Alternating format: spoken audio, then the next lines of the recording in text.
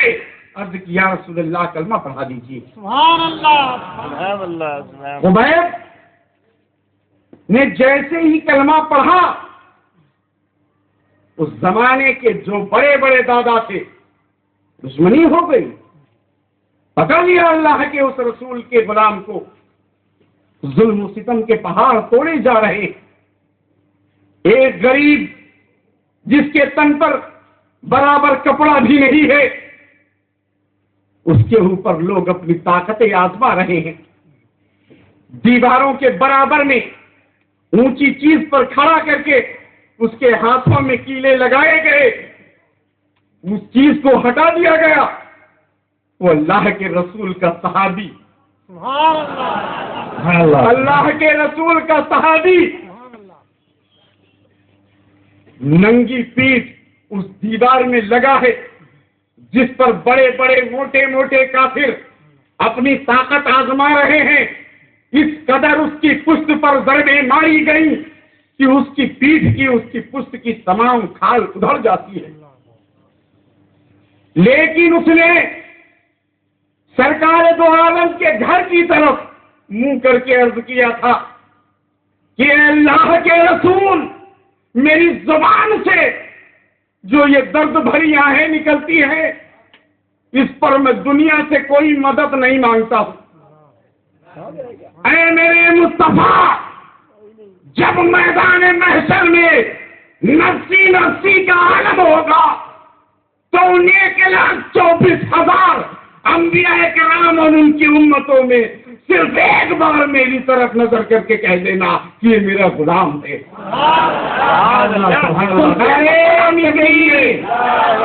نعرے تکبیر، نعرے رسالت، عید میلاد النبی، نعرے تکبیر۔ تو صرف نبی کی اس غلامی کا حق ادا کرنے کے لیے اس قدر ظلم و ستم کو اپنے جسم پر برداشت کیا۔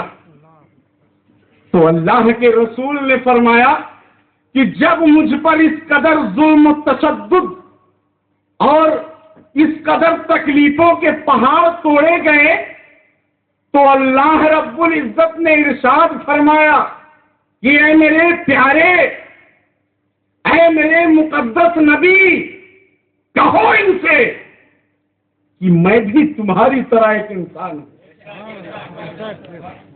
تم مجھ پر پتھر مارتے ہو تو تکلیف مجھے بھی ہوتی ہے،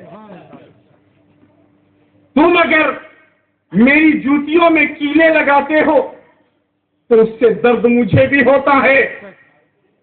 تو جب اللہ کے رسول پر وہ ظلم و ستم کے پہاڑ توڑے جا رہے تھے تو اللہ نے فرمایا تھا کہ اے میرے نبی، تم ان لوگوں سے کہہ دو کہ میں بھی تمہاری طرح ایک انسان ہوں، ان ظلم کی وجہ سے درد مجھے بھی ہوتا ہے۔ جیسے آج اس ہندوستان کا مسلمان اپنے ظالم سماج سے اپنے ہندوستانی ہونے کی بھیک مانگتا ہے کہ مجھے مسلمان کے نام پہ تمہاری کوئی ڈگریاں، تمہارا کنسیشن، تمہارا آرکشن مجھے نہیں چاہیے، لیکن کم سے کم مجھے اپنی طرح ہندوستانی تو جانو، مجھے اپنی طرح انڈین تو جانو، مجھے اپنی طرح ملکی تو جانو، مجھے اپنی طرح بھارتی تو جانو۔ جیسے آج بلا شک و شبہ اس ہندوستان کا مسلمان اپنے ظالم سماج سے اپنی ہندوستانیت منوا رہا ہے، اسی طرح کل کو رسول اپنے اس ظالم سماج سے اپنی بشریت منوا رہے تھے کہ میں بھی ایک انسان ہوں، تمہارے ظلم و تشدد سے مجھ پر بھی تکلیف ہوتی ہے۔ لیکن اس کا مطلب کچھ لوگوں نے الٹا ہی نکال لیا کہ وہ ہم جیسے۔ ارے وہ نبی جس کو اللہ رب العزت نے فرمایا اے پیارے، اگر تجھے پیدا کرنا نہ منظور ہوتا تو میں کچھ نہیں پیدا فرماتا۔ اللہ نے کسی سے کہا ہے کوئی جس سے اللہ نے کہا ہو کہ اگر تم نہ پیدا ہوتے فقیرے تو میں اس جہان کو نہ پیدا کرتا؟ اس نبی اعظم جس کی زلفیں کھلے تو کائنات میں اندھیرا چھا جائے، جس کے لمحائے مبارک کھلے تو کائنات مسکرا اٹھے، وہ پیارا نبی، اس کے لیے لوگ اس طریقے کی ذہنیت رکھتے ہیں۔ اللہ رب العزت ان ناپاک لوگوں کے ناپاک عقیدے اور ان کے ارادوں سے ہم سب کی حفاظت فرمائے۔ الحمدللہ ہم اللہ اور اس کے رسول اور اس کے نیک بندوں کے بتائے راستے اور ان کے غلام ہے۔ اللہ رب العزت مرتے وقت تک بس یہی حالت رکھے، اور جس وقت اس دنیا سے جائیں تو دامن مصطفیٰ ہاتھ میں ہو اور کلمہ طیبہ پڑھتے ہوئے اس دنیا کو الوداع کہیں۔ تو آئیے ایک چھوٹا سا ایک اور ٹکڑا رہ گیا ہے، میں آپ لوگوں تک پہنچا دوں کہ اللہ رب العزت نے کیوں کہا تھا۔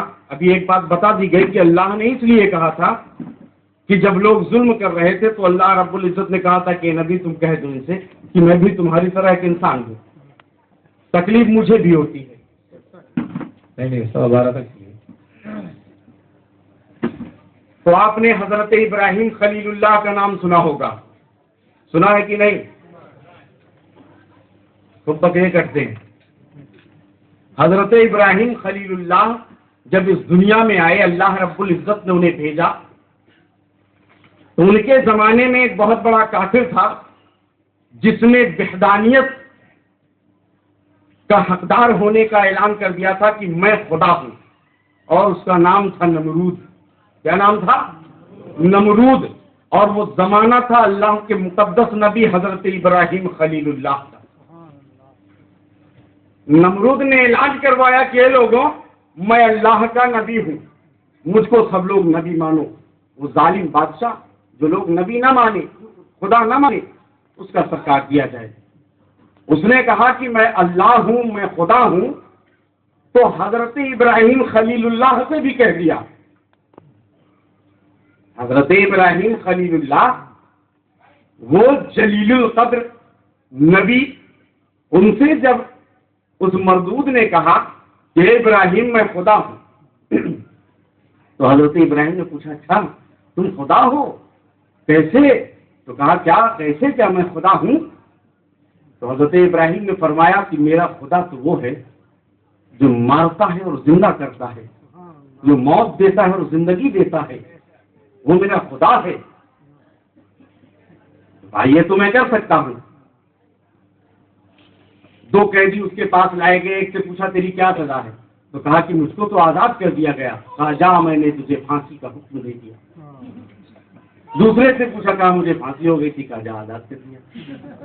کہا ابراہیم دیکھو میں نے بھی تو مار دیا اور زندہ کر دیا۔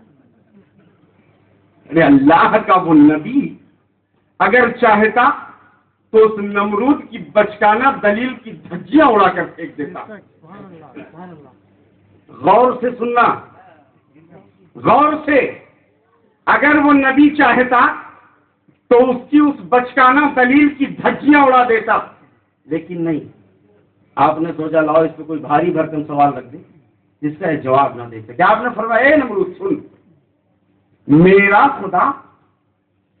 خدا پورب سے سورج نکالتا ہے اور پچھم میں ڈوبتا ہے۔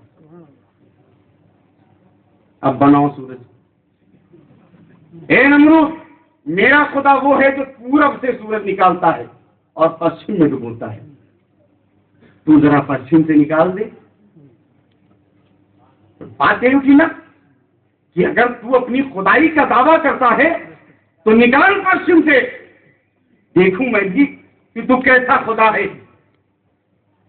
قرآن فرماتا ہے فَبُہِتَ الَّذِي كَفَرَ، ہوش اڑ گئے کافر کے، وہ نہ کر سکا، وہ کیا نکالتا سورج۔ لیکن اے میرے بھائیوں، اپنی قسمت پر رشک کرو اور خوش ہو جاؤ کہ اللہ نے تمہارے نبی کو وہ طاقتیں عطا فرمائی کہ اللہ کے مقدس نبی نے مقام صحبہ میں سورج کو پچھم سے نکال دیا۔ راوی اپنی کتاب میں لکھ رہا ہے کہ مقام طیبہ ہے، زانو علی ہے، سر رسول ہے، اور رسول اعظم نے عصر کی نماز ادا کر کے علی کے زانو پر اپنے سر کو رکھ کر آپ سو گئے. کہہ دیجئے محبت کے ساتھ. راوی نے اپنی کتاب میں لکھا ہے کہ مقام طیبہ ہے، زانو علی ہے، سر رسول ہے، اور رسول سو رہے ہیں. آپ لوگ مان رہے ہیں اس کو نا؟ آپ لوگ مان رہے ہیں، لیکن میں اس بات کو نہیں مان رہا. مقام طیبہ ہے، ٹھیک ہے، زانو علی ہے، سبحان اللہ، سر رسول ہے، الحمدللہ، رسول سو رہے. ارے صلاۃ الوسطیٰ کی تاکید کرنے والا وہ نبی، وہ سو جائے گا؟ یہ نہیں. راوی یہاں پر یہ لکھتا مقام طیبہ ہے، زانو علی ہے، سر رسول ہے، اور رسول کچھ تو رہے ہیں.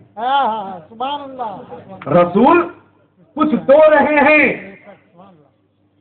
اللہ کے مقدس نبی نے عصر کی نماز کو ادا کر لیا، اور حضرت علی رضی اللہ تعالیٰ عنہ نے عصر کی نماز نہیں پڑھی تھی، اور ان کے زانو پر میرے مصطفیٰ جان عالم اپنے سر کو رکھ کر اپنی آنکھوں کو بند کر کے علی کا دل چھو رہے ہیں. سبحان اللہ. کہ لاؤ میں دیکھوں، جب میں اپنی آنکھوں کو بند کر لوں گا، جب میں اپنی آنکھوں کو بند کر لوں گا تو یہ علی کیا کریں گے؟ کہیں نماز کے نام پر یہ مجھے چھوڑ کر بھاگ تو نہیں جاتے؟ کہیں اذانوں کے نام پر یہ مجھے چھوڑ کر بھاگ تو نہیں جاتے؟ کہیں فرض و سنت کے ادا کرنے کے لیے یہ مجھ کو یہاں اکیلا چھوڑ کر اپنی نمازیں تو نہیں ادا کرنے لگتے؟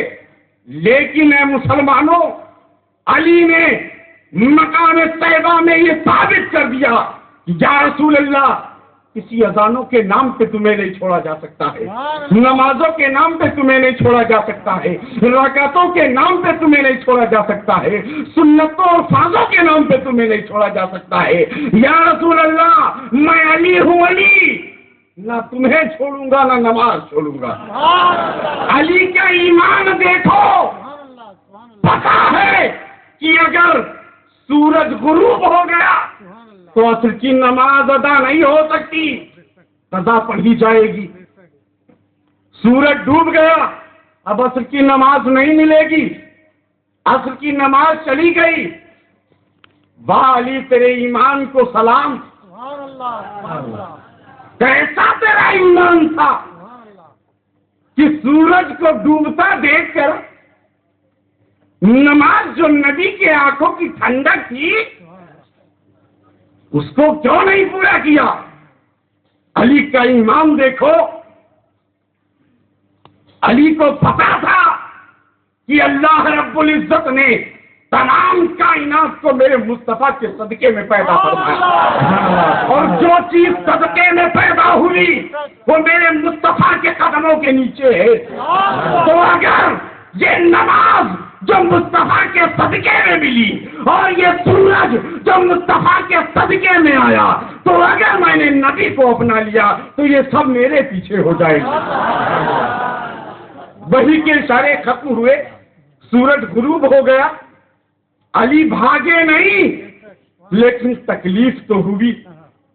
اسی تکلیف کے بنا پر علی کی آنکھوں سے آنسو نکلے اور اللہ کے رسول کے چہرے پر گرے. سرکار دو عالم مسکراتے ہیں، کائنات مسکرا اٹھتی ہے. دیکھو سرکار مسکرائے، ابھی کائنات مسکرائے گی. اس اندھیرے میں نبی مسکرائے، ابھی دیکھو کائنات مسکرائے گی. نبی کے دندانے مبارک کھلے، دندانے مبارک دانت شریف لوگوں نے دیکھے، علی نے دیکھا. دیکھو ابھی کائنات جگمگائے گی. رات ہو گئی تھی، سورج چلا گیا، بے سرو سامان کچھ نہیں ہے. چراغ جلایا جائے کہ یہاں اجالا ہو، نبی مسکرائے، کائنات کو کیسے جگمگایا جائے؟ کوئی سامان نہیں ہے. ایک علی ہے اور ایک نبی ہے. سبحان اللہ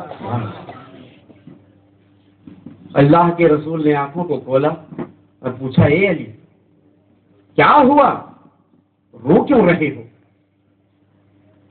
علی نے عرض کی یا رسول اللہ آپ نے عصر کی نماز ادا کر لی تھی اور میں نے عصر کی نماز نہیں ادا کی تھی، تو آپ نے فرمایا اس میں پریشان ہونے کی کیا بات ہے؟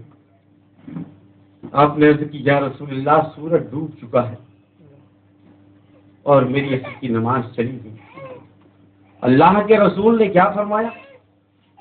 یہ نہیں کہا کہ تم بہت بڑے بیوقوف آدمی ہو، تم کو چھوڑ کر جانا چاہیے، نماز ادا کرنا چاہیے تم۔